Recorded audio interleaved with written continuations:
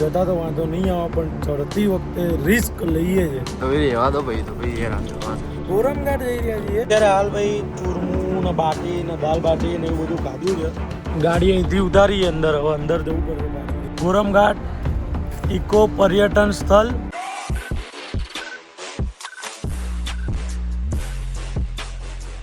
Hello guys, કેમ છો તમે બધા? આઈ હોપ તમે બધા મજામાં છો. હું પણ મજામાં છું.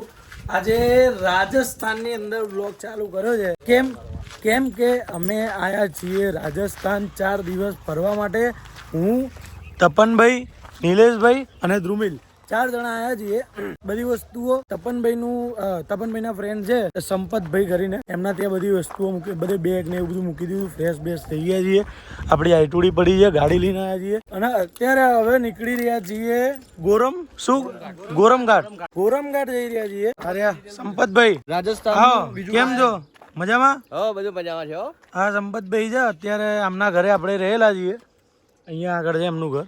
તો હવે સંપતભાઈ આપણને લઈ જશે ગોરમઘાટ જઈએ. ત્યાંથી ગોરમઘાટથી આવીને પછી પાછું તપનભાઈના ભાઈબંધના ઘરે જવાનું, પણ એ બતાવીએ. ચલો આગળ બતાવીએ. અત્યારે હાલ ભાઈ ચૂરમું ને બાટી ને દાલ બાટી ને એવું બધું ખાધું છે અને જે ટેસ્ટ હતો બોસ, મજા આવી ગઈ. ઓરિજિનલ આમ કહેવાય ને કે અત્યારે રાજસ્થાની ટેસ્ટમાં દાલ બાટી, ચૂરમું અને શાક રોટલા ખાધા અને જે ઘી નાખ્યું હતું બોસ, લબાલબ મજા આવી ગઈ ભાઈ. હો, જોરદાર ટેસ્ટ હતો. મજા આવી ગઈ. એમ કહેવાય કે આનંદ આવી ગયો ખાવામાં. જો અત્યારે 12 વાટી મંગાવી હતી, બધાએ 2 નંગ ખાધી છે, પણ થોડું શાક રોટલી, બાકી જલસો પડી ગયો. હવે નીકળીએ છીએ ત્યાં ગોરમઘાટ.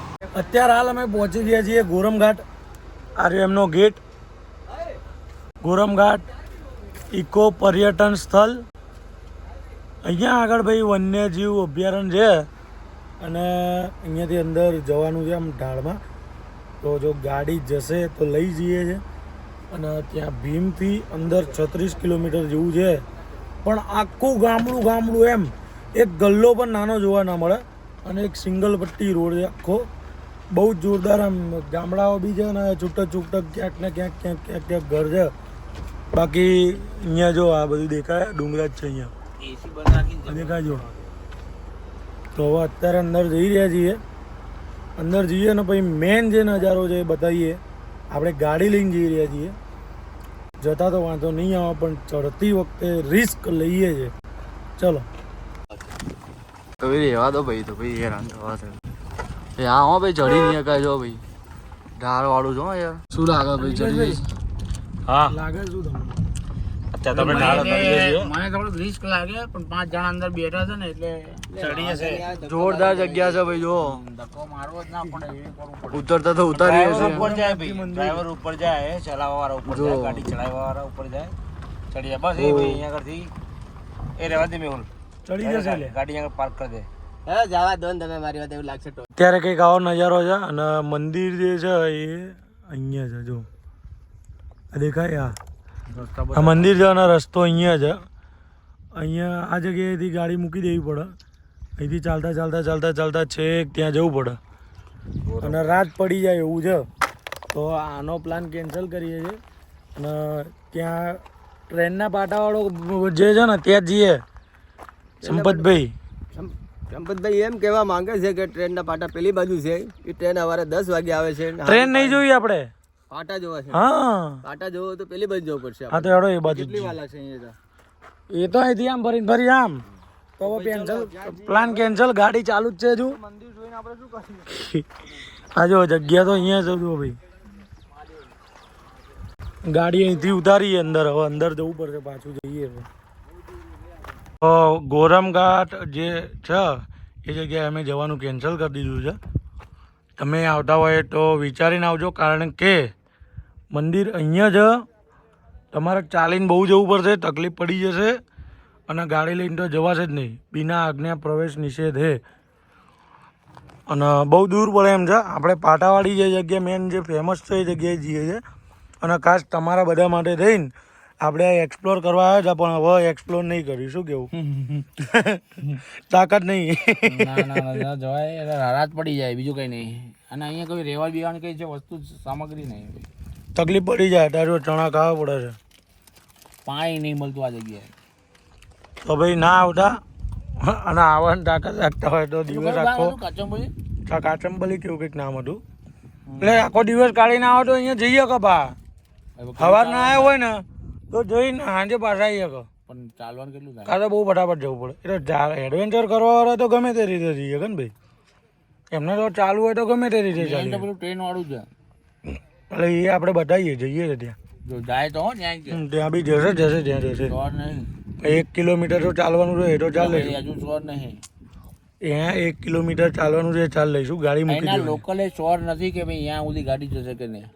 બોલો એટલે હવે જોઈએ અહીંયા તો આમના મિત્ર છે તપનભાઈના મિત્ર છે તપનભાઈ તમારે જો હીરામ કામ કરતા હતા ને ભાઈ બહુ પહેલા નીલેશભાઈ બધા આવી ગયા છે હવે ગાડી ઉપાડીએ લે હેડો લબાલબ પહોંચી જજો સપના ટૂટા હે તો દિલ કભી જલ જાય એવું જવાનું હા ના ના એવું જ થઈ ગયું સપના ટૂટા હે તો દિલ કભી જલતા હે હાથોડા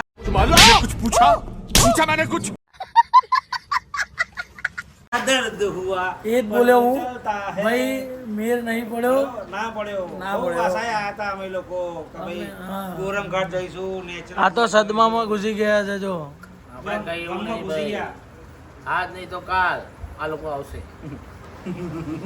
હવે ગુરમ ઘાટ તો નહીં ગયા પણ હવે કાલે જવાનું છે અજમેર પુષ્કર એમ પેલા તપનભાઈને બીજા ભાઈબંધ છે એમના ત્યાં જઈશું વચમાં જે જંગલ અત્યારે ચા બની રહી તો ચા પીએ અને પછી નીકળીએ જંગલના સીન થોડા બતાવીએ